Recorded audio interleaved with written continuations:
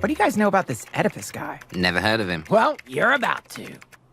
Wait, what? How insane is that? Oh, Oedipus. Don't spoil it.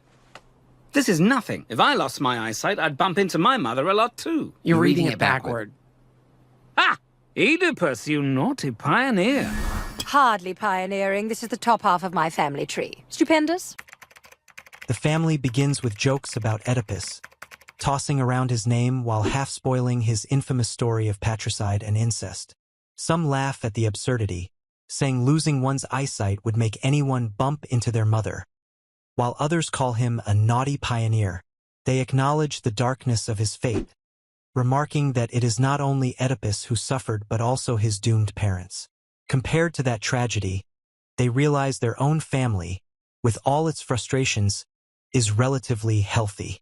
The son reflects that though he often acts as if his family is a burden, he should be grateful for their situation, which is at least better than Oedipus's cursed life. This light banter is interrupted by grim news. Goats across the city have been slaughtered, their half-eaten remains leaving a trail of blood to the palace gates. The citizens, torches in hand, demand that the father be executed for the crime. The father protests his innocence, joking that he would remember if he had eaten goats, since they are amazing animals with little handles on their heads. The son warns him to simply say no instead of rambling. As the mob approaches, the father wonders if brute force is the solution, offering to fight them all. His son argues otherwise.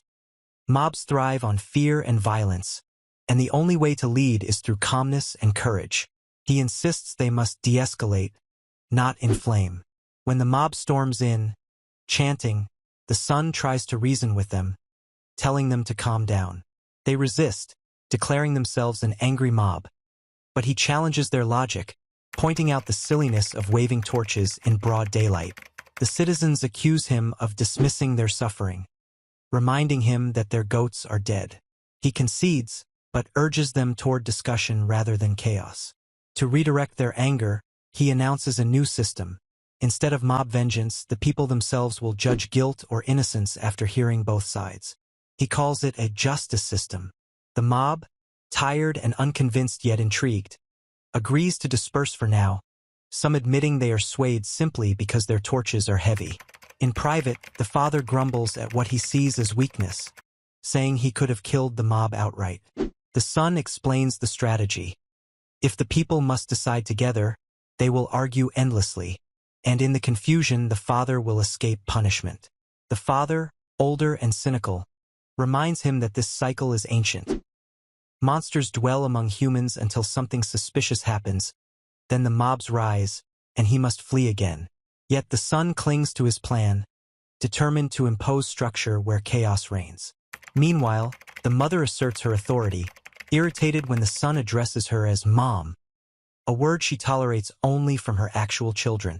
She insists on being respected as a powerful figure, worshipped in temples, and warns her half-fish stepson not to ruin her day. She demonstrates her strength by turning simple acts, like providing water, into displays of divine power, reinforcing the gulf between mortals and gods.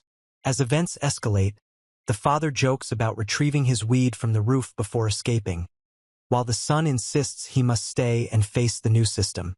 The son reframes the mob into a smaller, seated, thoughtful assembly that will hear evidence and decide. A citizen questions the contradiction of the son both ruling as king and defending the accused, but the experiment proceeds nonetheless.